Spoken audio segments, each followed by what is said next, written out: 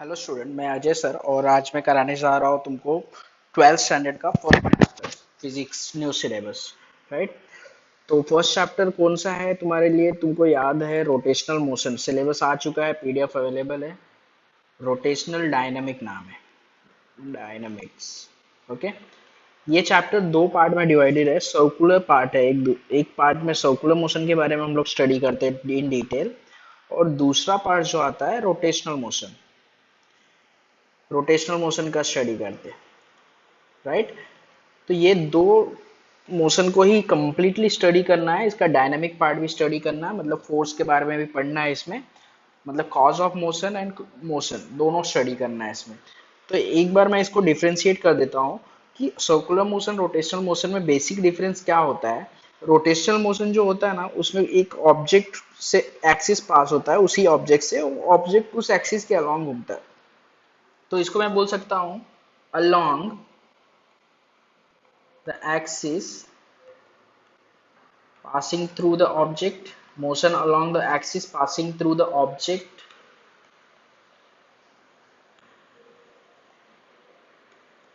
is known as rotational motion. Circular motion में क्या होता है, एक सर्कुलर ट्रैक होती है अपने पास, सर्कुलर ट्रैक होती है और उस सर्कुलर ट्रैक पे वो ऑब्जेक्ट मोशन परफॉर्म करता है।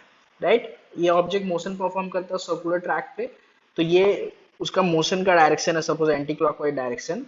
तो ये ऑब्जेक्ट का जो मोशन होगा इस ट्रैक पे, सर्कुलर ट्रैक पे, इसको हम लोग क्या बोलेंगे, सर्कुलर मोशन। मतलब motion along the circumference, motion along the circumference of circular path is known as circular motion, is known as circular motion. Right. Clear है। तो इसमें हम लोग दो टाइप के मोशन को डिफरेंशिएट करते हैं। जैसे तुमको पता है, जैसे फैन के अंदर सपोज ये फैन है और फैन के अंदर ब्लेड्स लगे होते हैं। ये फैन में, तो ये टोटल जो फैन है उसका एक्सिस कहाँ पर आ रहा है, देखो एक्सिस ये आ रहा है, ये उसका एक्सिस हो गया। इसके अलोंग रोटेट करता है तो इसको हम लोग रोटेशनल मोशन बोलते हैं। कंप्लीट फैन को हम लोग कंसिडर करेंगे तो रोटेशनल मोशन है। राइट। और उसमें कोई एक पॉइंट कंसिडर करेंगे ब्लेड का, तो ये ब्लेड का पॉइंट हम लोग अगर देखेंगे तो ये सर्कुलर मोशन परफॉर्म करता है। तो मतलब फैन के अंदर जो फैन का कंप्लीट ब्लेड है वो रोटेशनल परफॉर्म करता है, बट उसका कोई एक पॉइंट क्या करता है, सर्कुलर मोशन परफॉर्म करता है। मतलब रोटेशनल मोशन में सर्कुलर मोशन कंबाइंड होता है, मैं ऐसा बोल सकता हूँ। जब भी रोटेशनल मोशन हो रहा है किसी बॉडी का, मतलब उस पर कोई एक पार्टिकल का मोशन कंसिडर करेंगे तो वो कौन सा मोशन होगा, सर्कुलर मोशन।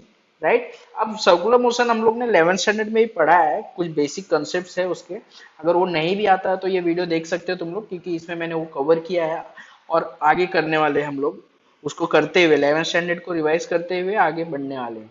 ठीक है। तो अभी देखते हैं नेक्स्ट पार्ट। नेक्स्ट पार्ट में मैं तुमको बताऊंगा सम बेसिक कंसेप्ट। तो सर्कुलर मोशन में हम लोग सबसे पहले देखेंगे what is circular motion. Circular motion is a motion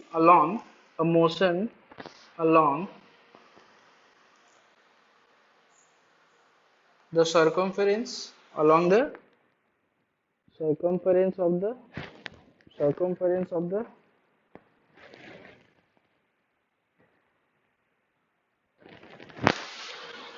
circular path, of the circular path। मतलब सर्कुलर पाथ में, मतलब याद रखो, सर्कुलर सर्कुलर पाथ के अलोंग जो मोशन होगा उसको हम लोग बोलते हैं circular motion, is circular motion. Right. तो ऐसा कुछ बेसिक कंसेप्ट है, मैं उसको बताता हूँ बेसिक कंसेप्ट को तुम्हारे। बेसिक कंसेप्ट में सबसे पहला जो आता है उसको हम लोग बोलते हैं पोजीशन वेक्टर और रेडियस वेक्टर, और radius vector. Right. Position vector और रेडियस वेक्टर को हम लोग कैसे स्टडी कर सकते हैं, एक सिंपल सा देखो, मैं ड्रॉ करता हूँ सर्कुलर पाथ। ये सर्कुलर पाथ, ये सर्कुलर पाथ हो गया सपोज। राइट। ये वाला, और इसका सेंटर कहाँ पर है, सेंटर ये यहाँ पर है सपोज। ओके, ये सेंटर हो गया। और वो ऑब्जेक्ट कहाँ पर है, ऑब्जेक्ट सपोज यहाँ से मूव करना स्टार्ट कर रहा है, ये ऑब्जेक्ट है उसका। तो एक मैं इसको लाइन ड्रॉ करता हूँ, रेफरेंस लाइन, जिससे मुझे पता चलेगा कि इसका पोजीशन जैसे जैसे चेंज होगा ना, इस लाइन का डायरेक्शन भी चेंज होता जाएगा। तुम देख रहे हो अगर ये इस पोजीशन पर हुआ तो उसका लाइन का डायरेक्शन भी ऐसे होगा। मतलब एक ऐसी लाइन ड्रॉ करते हैं हम लोग ऑब्जेक्ट तक, जो कि हमेशा पोजीशन को शो करता है, पोजीशन डिनोट करता है। तो मैं इस सिंपल वर्ड में लिख सकता हूँ, a line drawn from the, a line drawn from the circular path, center of the circular path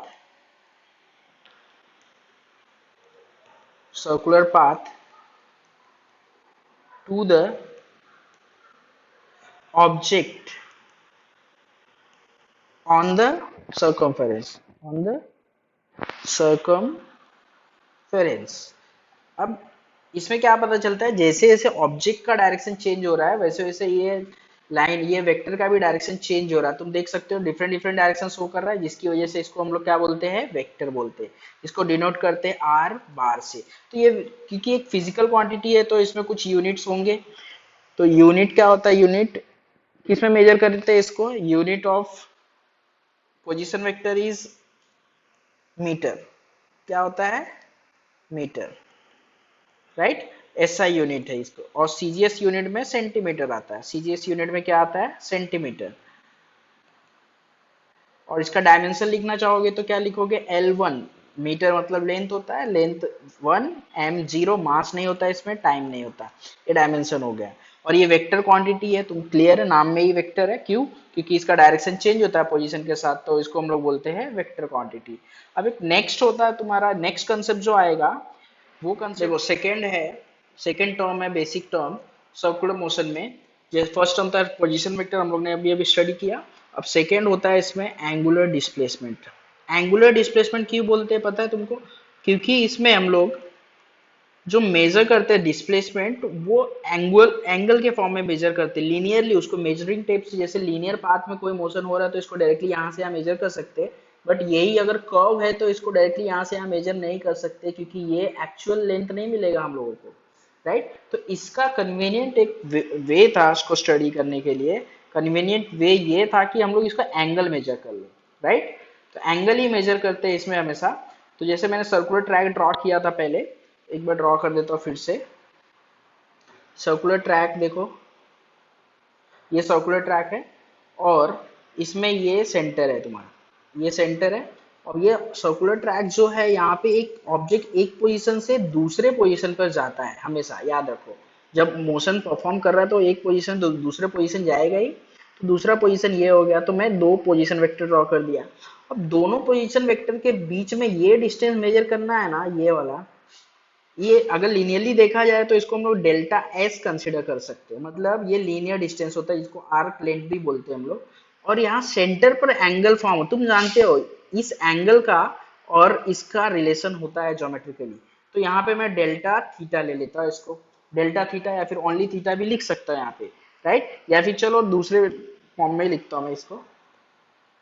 हाँ, अब देखो यहाँ पे मैं बता रहा था, जिसको थीटा लिखते हैं, अभी डेरिवेशन में डेल्टा यूज करेंगे हम लोग। यहाँ थीटा लिख रहे हैं और यहाँ पे डिस्प्लेसमेंट, समझ गए यहाँ पे।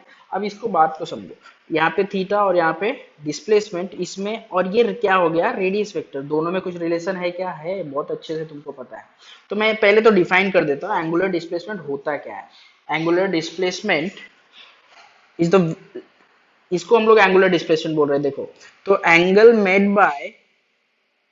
angle made by the position vector, by the position vector, position vector between two position,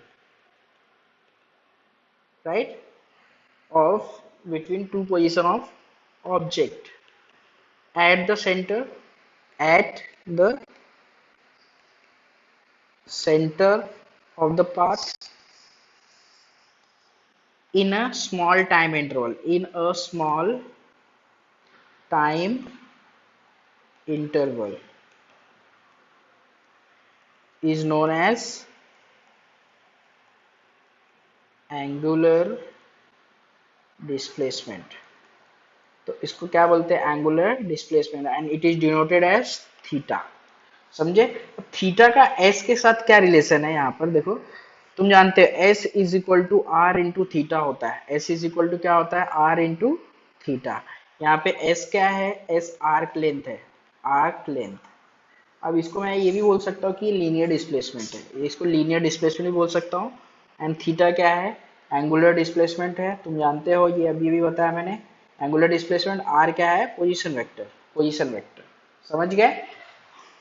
तो इसका यूनिट एंड डायमेंशन क्या होगा बता सकते हो? इसका यूनिट देखो, यूनिट होना चाहिए इसका, unit of theta is equal to, unit of theta is equal to what, radian. Angle का यूनिट क्या होता है, रेडियन होता है ना, रेडियन। और डिग्री भी होता है, बट हम लोग इसमें रेडियन लेते हैं क्योंकि रेडियन ज्यादा कन्वीनियंट है, तो इसको आर ए डी शॉर्टकट लिख सकते हैं हम लोग। ओके, इसका डायमेंशन क्या लिखोगे, एल एम टी। लेंथ तो इसमें होता नहीं एंगल में, और मास भी नहीं होता, टाइम भी नहीं होता, तो एंगल का डायमेंशन क्या होता है, L zero M zero T zero. Clear है? अब इसका डायमेंशन भी लिख दिया हम लोगों ने, डायमेंशन ऑफ थीटा। ओके, अब इसके बाद हम लोग क्या पढ़ेंगे, एंगुलर वेलोसिटी। एंगुलर वेलोसिटी पढ़ेंगे। तो एंगुलर वेलोसिटी क्या होती है देखते हैं।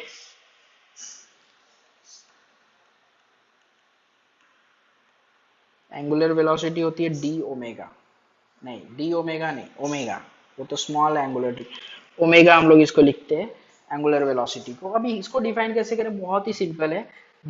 वेलोसिटी क्या होती है, simply velocity is the rate of change of displacement per unit time. तो यहाँ पे एंगुलर वेलोसिटी को मैं कैसे डिफाइन कर सकता हूँ, angular velocity omega is equal to limiting rate of change of, limiting rate of change of angular displacement, angular displacement. देखो ये थीटा क्या है, और डेल्टा थीटा मतलब चेंज इन डिस्प्लेसमेंट। अब इसको मैं सिंपली ऐसे भी लिख सकता हूँ, ओमेगा इज इक्वल टू होता है delta theta upon delta T, मतलब change in the angular displacement, change in the angular displacement omega is. और इसको और थोड़ा सिंप्लीफाई मैनर में अगर हम लोग लिख रहे हैं डायरेक्टली, तो ये लिख सकते हैं ओमेगा क्या होता है, थीटा अपॉन टी, मतलब angular displacement upon time is angular velocity. बहुत ही सिंपल है इसको समझना, राइट? लिमिट लगा रहे हो तो डेल्टा लिखना, यहाँ पे लिमिट निकाल रहे तो डी लिखना, और डी भी निकाल सकते हो तुम, क्योंकि हम लोग ज्यादातर यूज करते ये वाला फॉर्मूला। ओके, अब इसमें देखो unit of omega, unit of omega is equal to unit of theta upon unit of t, unit of t। अब यहाँ पे तुम जानते हो यूनिट ऑफ टी, थीटा क्या होता है, unit of theta is radian, क्या होता है, रेडियन। और टाइम का यूनिट क्या होता है, सेकेंड। तो फाइनली हो जाता है unit of omega is equal to radian per second. बहुत ही सिंपल है यूनिट फाइंड करना, अगर फॉर्मूला तुमको पता चल जाता है, ये फॉर्मूले से सॉल्व कर सकते हो तुम इसको, फॉर्मूला पता चल जाता है तुम यूनिट अच्छे से इसका निकाल सकते हो। अब इसके अकॉर्डिंगली डायमेंशन भी लिख सकते हो। डायमेंशन के लिए ब्रैकेट, स्क्वायर ब्रैकेट होता है, और इसका डायमेंशन लिखोगे एल एम टी। तो तुम देख सकते हो एंगल होने की वजह से इसमें एल और एम तो जीरो होने वाला, लेकिन अपॉन में टाइम है, सेकेंड है, मतलब -1। क्लियर है? ओके, अब नेक्स्ट कंसेप्ट हम लोग पढ़ने वाले हैं एंगुलर एक्सीलरेशन। देखो अभी हम लोग ने एंगुलर वेलोसिटी कर लिया, अभी नेक्स्ट है angular acceleration, right? Angular acceleration ये भी तुम पढ़ चुके हैं, जस्ट फॉर रिवीजन में तुमको ये बता रहा हूँ फिर से। ओके, और इसको डिनोट करते हैं अल्फा से। और तुम जैसे जानते हैं एक्सीलरेशन क्या होता है, acceleration is equal to, acceleration linear motion में एक्सीलरेशन क्या होता है, acceleration is equal to velocity upon time, velocity upon time. तो यहाँ पर जस्ट एंगुलर यूज करना है तुमको, कौन सा acceleration, angular acceleration is equal to angular velocity. तो ये हो जाता है सर्कुलर मोशन का एक्सीलरेशन, मतलब एंगुलर एक्सीलरेशन। तो इसलिए मैं ऐसे लिख सकता हूँ, alpha is equal to omega upon time. ये तो शॉर्टकट वाला फॉर्मूला, अगर इसका बाय द डेफिनेशन लिखूं मैं, so alpha is defined as the limit of delta t tends to 0, मतलब time interval is as smallest possible means, and it tends to 0 is equal to delta omega upon delta T, ये formula होता है। अब इसको अगर without limit लिखना चाहूंगा तो मैं ऐसे लिख सकता हूँ, alpha is equal to D omega by D T. इसका मतलब सिंपल सा है D omega by D T का, कि change in displacement upon time interval, change in velocity upon time interval. Understood? So therefore we can say that acceleration is defined as the limiting rate of, acceleration is defined as, angular acceleration is defined, acceleration is defined as the limiting rate of, limiting rate of change of angular velocity, angular velocity, limiting rate of, या फिर time rate भी बोल सकते हैं हम लोग, limiting time rate of change of angular velocity. Understood? अब देखो, अभी इसके फॉर्मूले के अकॉर्डिंग हम लोग इसका क्या फाइंड कर सकते हैं, यूनिट, जैसा मैं हमेशा बताता हूँ, तो unit of alpha is equal to unit of omega upon unit of time. तो तुम इसके पहले जस्ट अभी पढ़े थे, यूनिट ऑफ ओमेगा क्या होता है बच्चों, बताओ? ओमेगा होता है रेडियन अपॉन सेकेंड, ये तो ओमेगा का हो गया, मतलब वेलोसिटी का, अपॉन एक और टाइम है, यहाँ पर देखो टाइम है तो एक और सेकेंड, तो फाइनली ये हो जाएगा radian upon second, second square, दोनों मल्टीप्लाई हो जाएगा एंड सेकेंड सेकेंड स्क्वायर हो जाएगा। यूनिट ऑफ अल्फा क्या आएगा finally, radian per second square. और नेक्स्ट जो तुमको सीखना है, dimension of alpha, dimension of alpha is dimension of angular velocity upon dimension of time. तो इसको मैं सॉल्व करके दिखाता हूँ, ऐसे डायरेक्टली भी लिख सकते हो तुम, L0 M0 T minus one, and क्या आता है L0 M0 T raise to one. नीचे देखो, नीचे वाला ये वन है, ऊपर के वन के साथ, टाइम के वन के साथ जाएगा तो माइनस हो जाएगा, तो फाइनली हमारे पास क्या आ जाएगा, L0 M0 और T माइनस टू हो जाएगा। तो ये अल्फा का यूनिट हो गया। तो समझ सकते हो, वेलोसिटी में क्या था, -1 था यहाँ पर, और इसमें -2, और डिस्प्लेसमेंट में क्या था, 0। तो ये बेसिक टर्म्स होते हैं। बेसिक टर्म्स क्या हो गए, पोजीशन वेक्टर हो गए, position vector, displacement, angular velocity and angular acceleration, right. अच्छा, तुम लोग को अभी ये वेक्टर क्वांटिटी, ये सभी क्या है, वेक्टर क्वांटिटी है। तो इसमें वेक्टर क्वांटिटी है तो वेक्टर में क्या होता है, डायरेक्शन होता है। तो डायरेक्शन फाइंड करने के लिए भी कुछ मेथड होगा ही होगा, तुम जानते हो, बहुत ही सिंपल मेथड है इसके लिए। मैं राइट हैंड स्क्रू रूल भी बोलते हैं इसको, हम लोग इसको राइट हैंड रूल बोल सकते हैं, right hand rule for the direction of angular velocity, acceleration and displacement.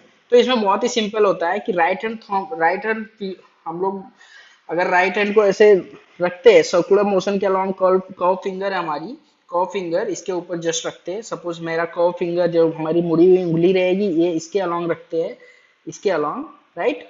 तो इसका जो थंब हमारा कौन सी तरफ स्ट्रेच होना चाहिए, थंब ऊपर की तरफ हमेशा स्ट्रेच होगा उस केस में। तो इस केस में हम लोग देख सकते हैं कि ये जो डायरेक्शन है, ये वाला, ये direction of alpha theta and omega होता है, direction of alpha theta and omega. और ये जो डायरेक्शन होता है, ये डायरेक्शन ऑफ मोशन होता है। मतलब सर्कुलर पाथ को परपेंडिकुलर होता है हमेशा डायरेक्शन। तो direction of acceleration theta and omega is always perpendicular to the plane of the circular path, plane of the what, circular path, right। तो ये हो गया डायरेक्शन। तो हमारा ये इसके अलावा क्या रखते हैं हम लोग, अपना कर्व फिंगर रखते हैं, राइट, कर्व फिंगर रखते हैं। जैसे कि तुम्हारी उंगली ऐसे यहाँ पर ऐसे इसके अलॉन्ग रखोगे, इस पे रखोगे उंगलियां ऐसे घुमा के, और थंब हमारा ऊपर की तरफ शो कर रहा है। अगर यही डायरेक्शन अपोजिट डायरेक्शन में हो जाए, एंटी क्लॉकवाइज डायरेक्शन में हो जाएगा, तो ऐसे ऐसे मोशन हो रहा है, तो मतलब ये डायरेक्शन में, तो हमारा जो डायरेक्शन जाएगा वो अंदर की तरफ जाएगा, थंब हमारा अंदर की तरफ चला जाएगा, जिसकी वजह से यहाँ पर कौन सा क्या होगा, राइट हैंड थंब रूल। और इसमें हम लोग को डायरेक्शन मिलेगा अपोजिट डायरेक्शन, अल्फा थीटा और ओमेगा का। तो इतना याद रखो, राइट हैंड थंब रूल में plane of the circular path को डायरेक्शन परपेंडिकुलर होता है हमेशा, अल्फा, थीटा और ओमेगा का। क्लियर है? तो देखो हम लोगों ने अभी तक बेसिक डेफिनेशन 11th स्टैंडर्ड का ही कवर किया, कुछ एक्स्ट्रा नहीं किया अभी तक। ठीक है, तो अभी देखो आगे चलते हैं, हम लोग आगे देखते हैं।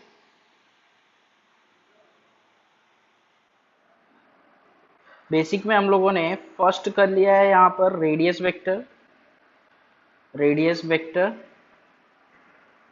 सेकेंड थिंग इज हम लोगों ने और भी पढ़ा है इसमें angular velocity, angular displacement, angular displacement, इसको डिनोट करते थीटा से, इसको डिनोट करते आर से, राइट। अब इसकी बात करता हूं मैं, तो इसमें angular velocity, angular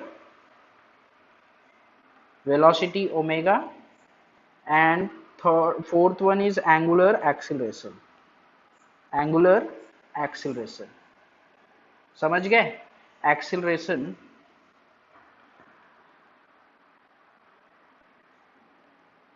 acceleration alpha.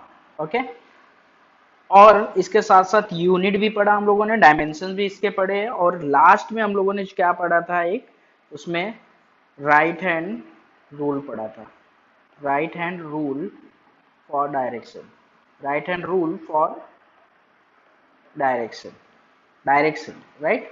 तो इसमें क्या पढ़ा था एक बार फिर से बता देता हूँ। अगर हम लोग अपनी उंगलियों को मोड़ के ऐसे राइट हैंड थंब में ऐसा मोड़ के इसके मोशन ऑफ प्लेन के अलोंग रखते हैं, और हमारा थंब ऊपर की तरफ थम्स अप होता है, तो वो डायरेक्शन बताता है अल्फा, थीटा, ओमेगा का, राइट।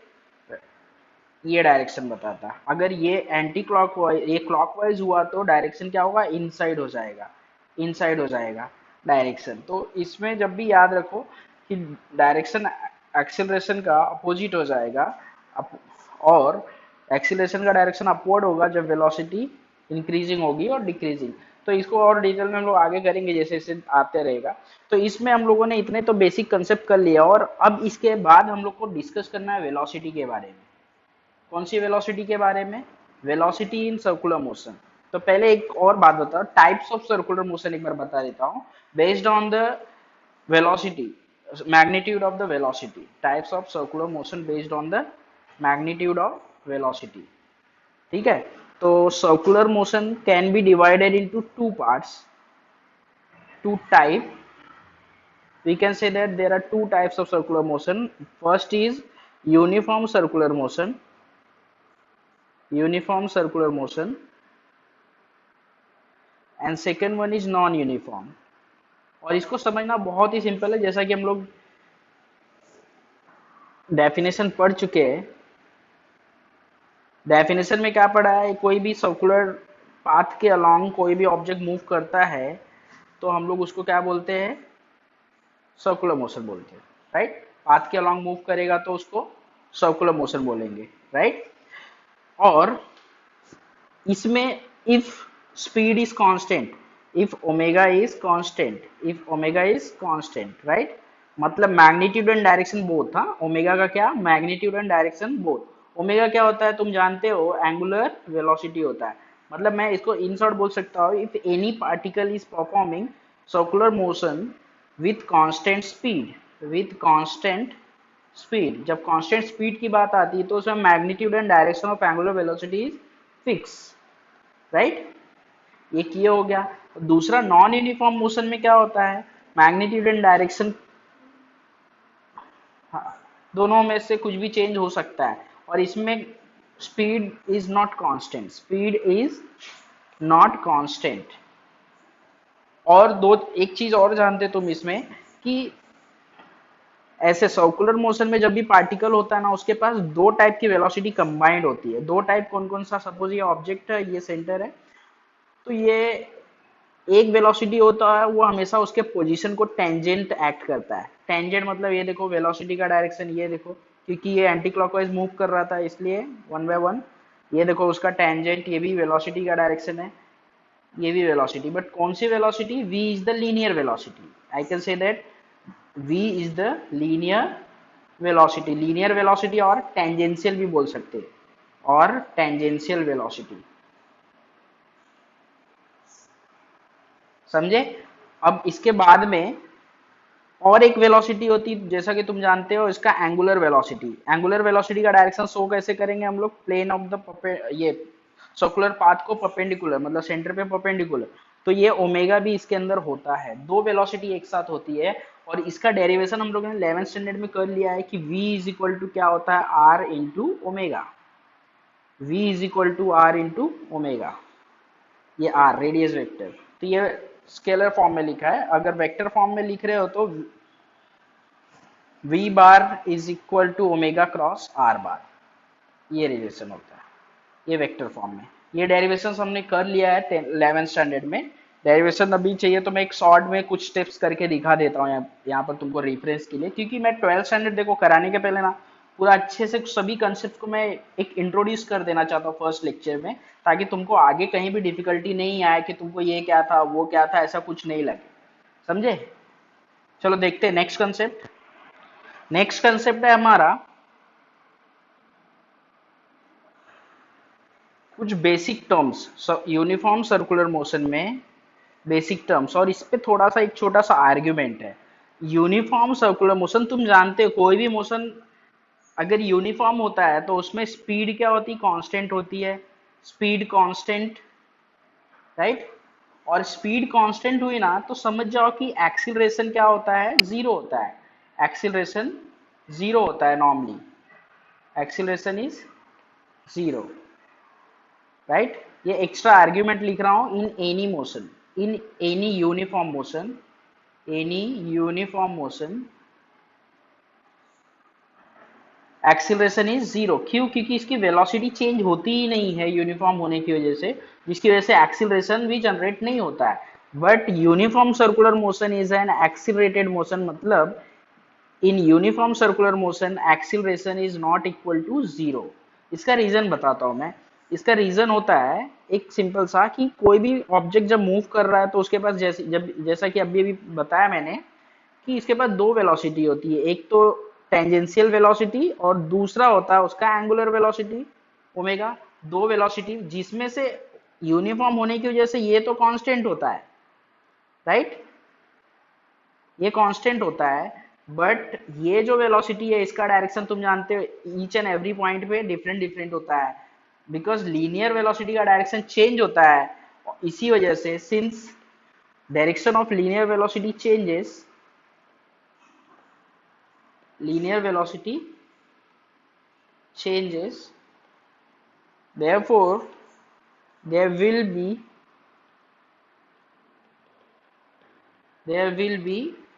an acceleration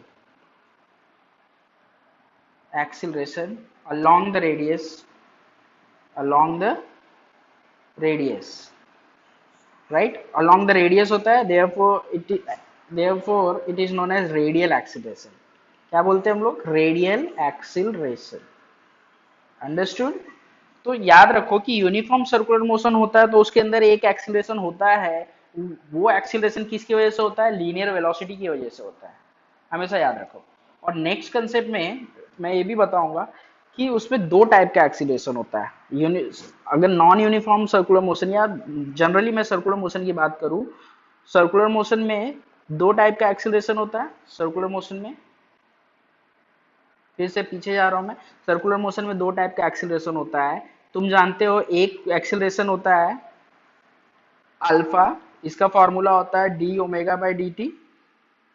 और दूसरा एक्सीलरेशन होता है ए आर ले लेता हूं मैं इसको, और इसका फॉर्मूला होता है D V by D T, direction wise, right? तो यूनिफॉर्म, ये फॉर्मूला याद रखो खाली।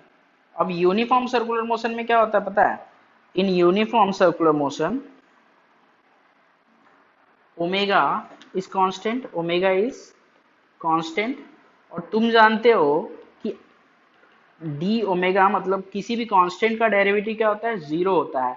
मतलब angular acceleration becomes zero. Angular acceleration uniform circular motion में नहीं होता है, इज इक्वल टू जीरो। वहीं हम लोग देखें तो ये वेलोसिटी चेंज हो रही है, लीनियर वेलोसिटी का डायरेक्शन चेंज हो रहा है ना, direction changing. So therefore, we can say that in uniform circular motion, radial acceleration is not equal to zero because there is change in the direction of the velocity, linear velocity. समझ गए? तो इसमें एक circular motion में एक ही type का acceleration होता है, बट अगर ये नॉन यूनिफॉर्म सर्कुलर मोशन होता तो इन नॉन यूनिफॉर्म सर्कुलर मोशन क्या करते हैं हम लोग? नॉन यूनिफॉर्म सर्कुलर मोशन होता तो उसमें वेलोसिटी डी ओमेगा भी चेंज हो रही है, डी ओमेगा भी चेंज हो रही है, तो उसमें एंगुलर भी कंबाइंड होगा, angular acceleration is not zero, angular acceleration is not equal to zero, समझे? और रेडियल एक्सेलरेशन भी जीरो नहीं होगा, तो मतलब उसके अंदर दो एक्सेलरेशन होता, तो इसका कंबाइंड इफेक्ट मैं बताऊं तो net acceleration in uniform circular motion, net acceleration is in uniform circular motion a bar is equal to a radial plus a tangential. अब देखो डायरेक्ट फॉर्मूला नहीं होता इसमें, मैं बता देता हूँ, where a radial is equal to r omega square and a tangential is equal to alpha into r, alpha into R, तो ये चीज हमेशा याद रखो। और नेट एक्सीलरेशन क्योंकि ये वेक्टर फॉर्म में है तो magnitude of net acceleration, magnitude of net acceleration, magnitude किसी भी वेक्टर का मैग्नीट्यूड कैसे निकालते हैं लोग? Magnitude of net acceleration is equal to under root component का क्या करते हैं हम लोग? स्क्वायर करके प्लस करते हैं, मतलब एक कंपोनेंट रेडियल कंपोनेंट है उसका स्क्वायर प्लस टेंजेंशियल कंपोनेंट का स्क्वायर, तो a is equal to finally आ जाता है हमारा A R T under root. तो ये होता है net acceleration in non uniform circular motion, समझ गए? तो ये एक्सीलरेशन का कंसेप्ट है, और तुमने डेरिवेशन में एक्सीलरेशन का फाइंड भी किया था कि एक्सीलरेशन क्या होता है, ओके? एक्सीलरेशन की वैल्यू कितनी होती है, ये डेरिवेशन था, मैं याद दिला देता हूँ शॉर्ट में, इसका स्टेप्स में सॉल्व कर देता हूँ। अगर पार्टिकल स्टार्ट करता है इस पोजीशन से, यहां से स्टार्ट कर रहा है सपोज, यहां से, और फाइनली यहां पर है तो कुछ एंगल कवर करता है विद वेलोसिटी ओमेगा और टाइम टी, तो यहाँ पे रेडियस वेक्टर जो दो पार्ट में डिवाइड हो जाता है R X and R Y, एक होता है यहाँ पे आर एक्स और दूसरा यहाँ पे आर वाई, समझे? तो आर को हम लोग क्या लिख सकते हैं, और ये एक्स है ये वाई है, तो यहाँ पे आई कैप और यहाँ पे जे कैप, तो r is equal to we can write R X I cap plus R Y J cap, but जो आर एक्स है वो कॉस कंपोनेंट बनता है, कैसे बनता है ये डिटेल मैं पहले एक वीडियो में बता चुका हूँ, तो R X is equal to R cos omega T, R Y is equal to R sine omega T, right? और हम लोग इसकी वैल्यू रखते हैं तो फाइनली हमारे पास क्या आता है, R cos omega T I cap plus R Y J cap, okay? R Y नहीं, R is sine, R Y कैसे डायरेक्टली कचरा कर रहा है, देखो R sine omega T J cap. अब ये इक्वेशन 1 है ना, इसका दो बार डेरिवेटिव लेंगे हम लोग, और दो बार डेरिवेटिव, एक बार डेरिवेटिव लेंगे तो हम लोग को मिलेगा, और यहाँ पर जो भी मिला है तुमको उसका फिर से डेरिवेटिव लो तो एक्सेलरेशन आ जाएगा, मतलब D V by D T, इसका एक्सेलरेशन आएगा, और उस एक्सेलरेशन को कन्वर्ट करके हम लोग आर ओमेगा स्क्वायर के फॉर्म में लिखते हैं, तो फाइनली हमको पता चल गया कि रेडियल, इसमें तो हमको पता है यूनिफॉर्म सर्कुलर मोशन में एक ही एक्सेलरेशन होता है, इसके लिए इसको लिख रहा हूँ radial acceleration is equal to minus R omega square, यहाँ पे माइनस क्या डिनोट करता है, माइनस स्टैंड्स फॉर नेगेटिव, नहीं opposite direction, opposite direction, right? तो हम लोगों ने 11th स्टैंडर्ड का ऑलमोस्ट सब कुछ कवर कर लिया है, एक और छोटी सी चीज बाकी, उसके basic term time period frequency और ये सब का रिलेशन वो करा देता हूँ, इसके बाद 12th पे हम लोग जाएंगे जल्दी से जल्दी, ठीक है? देखो relation between velocity, time period and frequency, time period and frequency, frequency in uniform circular motion, in uniform circular motion, uniform circular motion. तो कोई भी ऑब्जेक्ट तुम जानते हो, कोई भी ऑब्जेक्ट अगर रोटेट कर रहा है, मतलब सर्कुलर मोशन परफॉर्म कर रहा है, रोटेट नहीं, सर्कुलर मोशन परफॉर्म कर रहा है, तो उसको ये एक राउंड कंप्लीट करने के लिए जो भी टाइम लगता है that is time period. Time period, time period क्या होता है? Time taken by the particle to complete one revolution. Time taken, short में लिख रहा हूं, by the particle to complete one revolution,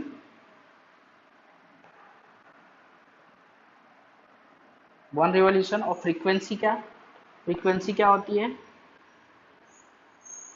frequency होती है एक पर्टिकुलर टाइम में, जैसे मैं बोलता हूँ, जैसे हमारी ये सेकेंड वाली सुई है हमारे घड़ी के अंदर, मतलब वॉच में सेकेंड हैंड होती है, जो सेकेंड हैंड एक, देखो एक घंटे में कितना राउंड लेती है वो, एक घंटे में कितना राउंड होता है उसका, तुम बता सकते हो? चलो एक घंटे बाद की बात है, पहले एक मिनट के अंदर कितना राउंड होता है उसका? एक मिनट के अंदर सेकेंड हैंड का कितना राउंड होता है? एक राउंड होता है भाई। 60 सेकेंड का मतलब होता है 1 मिनट, मतलब 1 मिनट में वन राउंड। तो फ्रीक्वेंसी मतलब एक पर्टिकुलर टाइम में कितना नंबर ऑफ रिवॉल्यूशन। तो मैं बोल सकता हूँ number of revolution completed per unit time. अब पर यूनिट टाइम क्या होता है? सेकेंड होता है, मतलब एक सेकेंड में कितना राउंड कंप्लीट होगा। Per unit time is frequency. इसको डिनोट करते हैं एन से भी डिनोट करते हैं, एफ से डिनोट करते हैं, इसको कैपिटल टी से डिनोट करते हैं। समझ गए? अब चलो भाई आगे देखते हैं हम लोग इसमें रिलेशन क्या होता है। तुम जानते हो कि जो टाइम होता है, टाइम इज इक्वल टू होता है डिस्टेंस अपॉन वेलोसिटी। लेकिन तुम देख सकते हो यहाँ पे कौन सा डिस्टेंस लिया मैंने? टाइम पीरियड लिया है। तो इसका distance in one revolution, one revolution, ये याद रखो। टाइम पीरियड में डिस्टेंस वन रिवोल्यूशन होता है, यहाँ पे लीनियर वेलोसिटी। तो फाइनली मैं लिख सकता हूँ time period is equal to एक रिवोल्यूशन में यहाँ पे कितना, ये इसको काउंट करना है तो क्या लेते हैं हम लोग? 2πr। ओके, तो 2πr upon we, 2πr upon we, बहुत अच्छे से याद रखना। और तुमको पता है ये भी एक फॉर्मूला हो गया। दूसरा फॉर्मूला क्या बनता है? दूसरा फॉर्मूला बनेगा कि T is equal to 2π upon, मैं लिख देता हूं इंटू r अपॉन v लिखता हूं। therefore T is equal to 2π upon omega. ये कहां से लिख दिया मैंने भाई? देखो ये कहां से आया मैं बताता हूं। Since v is equal to r omega हमको पता है, तो ओमेगा इज इक्वल टू क्या हो जाएगा? v upon r। तो therefore 1 अपॉन ओमेगा क्या होएगा? r upon v। तो अब यहाँ पे समझो बात को, समझो ये कि r अपॉन वी को निकाल के मैंने ये जो यहाँ पे था इसको निकाल के ना ये लिखा, ये लिखा तो नीचे आ गया। तो t is equal to 2π by omega. Okay, ऐसे ही सिंस टाइम पीरियड या frequency is equal to 1 upon T, तो मैं लिख सकता हूँ v अपॉन 2πr, और ओमेगा के फॉर्म में लिखना है तो ओमेगा अपॉन 2π। तो फ्रीक्वेंसी का भी रिलेशन आ गया अपना। ये जो बेसिक रिलेशन है ना, ये तुमको न्यूमेरिकल में हर जगह आने वाले, याद रखो हर जगह तुम्हारे पास आने ही वाले हैं, घूम फिर के ही आएगा। और ये बहुत जगह यूज होता है ये सब फॉर्मूला और रिलेशन, तो अच्छे से याद रखो इस रिलेशन को, राइट? अच्छे से याद रखो, नोट करके उसको बाय हार्ट कर लो, क्योंकि बहुत जगह डायरेक्टली यूज होगा। अभी तुमको बार बार ये रिलेशन दिखाया नहीं जाएगा। ओके, तो अब देखो हम लोग नेक्स्ट क्लास में, ये लेक्चर मैं यहाँ ही खत्म करता हूँ क्योंकि 11th स्टैंडर्ड कंप्लीटली कवर हो गया। नेक्स्ट क्लास में हम लोग डायनामिक्स ऑफ सर्कुलर मोशन पढ़ेंगे, जो 12th स्टैंडर्ड का डायनामिक्स का पार्ट है वो पढ़ेंगे। समझ गए? चलो मिलते हैं नेक्स्ट क्लास में तुमको। और मैं डेली एक एक वीडियो अपलोड करने वाला हूँ, तो मेरे वीडियो को अगर तुम चाहते हो कि तुम्हारे फ्रेंड भी पढ़े तो जस्ट शेयर करो भाई, शेयर करो। और इसको अच्छा लगे तो कमेंट वमेंट भी करो, क्योंकि ये सब आजकल बहुत जरूरी होता है। समझे? तो तुम लोग मुझे पर्सनल मैसेज कर सकते, डिस्क्रिप्शन में मेरा नंबर होता है, पर्सनली मैसेज करके अपने डाउट भी सॉल्व कर सकते हो। ठीक है, चलो मिलते हैं नेक्स्ट वीडियो में।